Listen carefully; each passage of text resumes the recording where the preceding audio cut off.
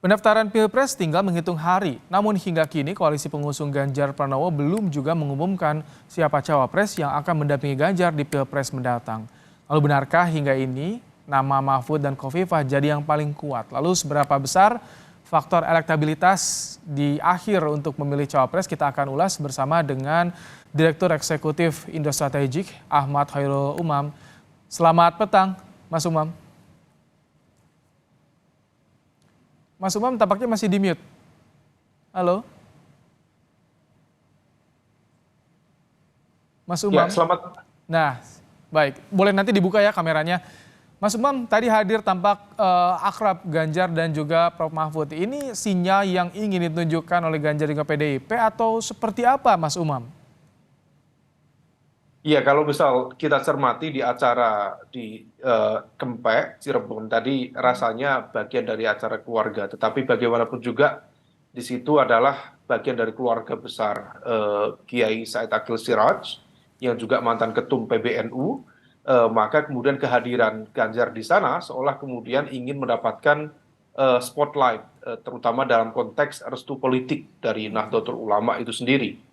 Nah, oleh karena itu tentu kehadiran berdua antara Pak Ganjar dan juga Pak Mahfud bisa saja kemudian itu dijadikan sebagai sebuah angle pemberitaan sekaligus juga dalam konteks upaya untuk menunjukkan bahwa kedua tokoh itu yang akan diusung oleh PDIP dan juga P3 juga memiliki persinggungan dan juga restu politik dari Nahdlatul Ulama itu sendiri. Oleh karena itu variabel NU kalau misal demikian bukan hanya akan terkonsentrasi pada satu titik, tetapi dia akan terfragmentasi dan menyebar di sejumlah titik-titik yang lain, terutama dari capres-capres yang akan meletakkan nama cawapres dari variabel Nahdien itu sendiri.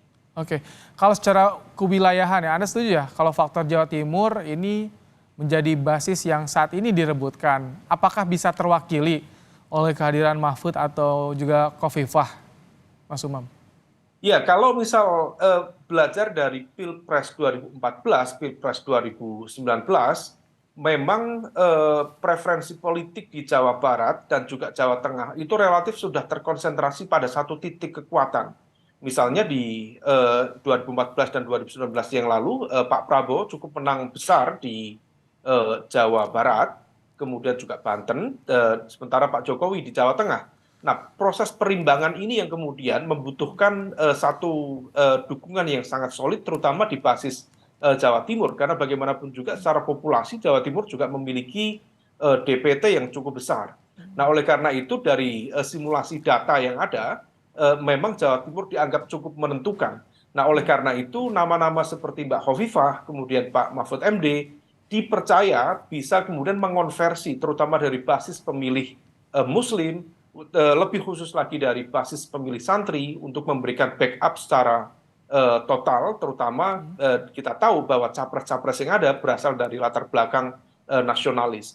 Tetapi Mas Ibrahim, ada satu fakta yang juga perlu kita ketahui. Dari Pilpres 2019 yang lalu, sebenarnya ada ceruk massa yang belum banyak tergarap, terutama di wilayah Jawa itu sendiri. Kalau misal kita cermati di Jawa Tengah itu ada sekitar 6 juta suara yang tidak memberikan suaranya di Pilpres yang lalu. Sementara Jawa Barat itu ada sekitar 7 juta suara Oh, voters baik. yang tergarap. Dan Jawa Timur itu ada sekitar 6 sampai 7 juta suara juga tidak tergarap dengan optimal. Artinya apa?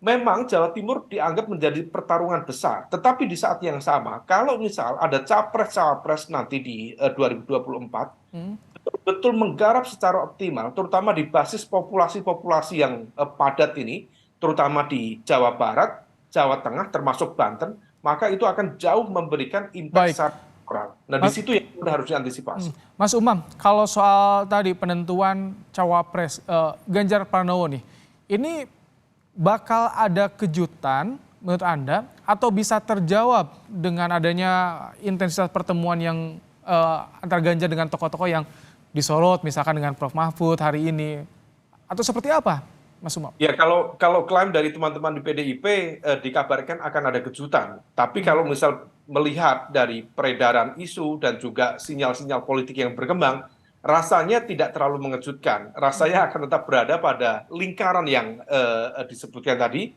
Salah satunya ada Pak Mahfud, kemudian Mbak Khofifah, dan bisa jadi memang salah satu menjadi aspirasi dari P3 yaitu Mas Sandiaga Uno.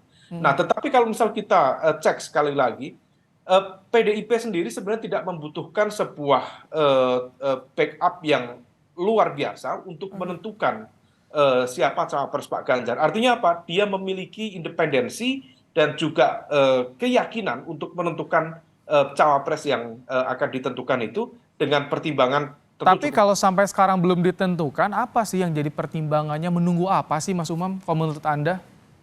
Rasa-rasanya semua ini terkait dengan konteks melihat arah kekuatan lawan, sekaligus juga membaca sinyal sebenarnya kemana arah dukungan dari Joko Widodo. Dalam konteks ini adalah petugas partai di PDIP, sekaligus juga presiden yang memegang pemerintahan dan juga menjadi kepala negara saat ini, yang dispekulasikan oleh lingkaran elit di dua koalisi, baik di koalisi Indonesia Maju maupun koalisi PDIP, tampaknya belum terbaca secara jelas. Ada klaim cukup kuat, beliau Baik. tampaknya cukup memberikan dukungan kepada Pak Prabowo, tetapi teman-teman di PDIP juga membaca tidak mungkin, bagaimanapun juga dia adalah bagian dari PDIP, dan kemarin di Rakernas itu coba untuk ditonjolkan sekali lagi di sana. Baik. Nah, oleh karena itu ini fase-fase akhir rasanya akan menjadi sebuah ruang negosiasi yang sangat ketat, sekaligus juga menentukan titik kompromi di mana kemudian nama capres-cawapres dari masing-masing akan di-declare.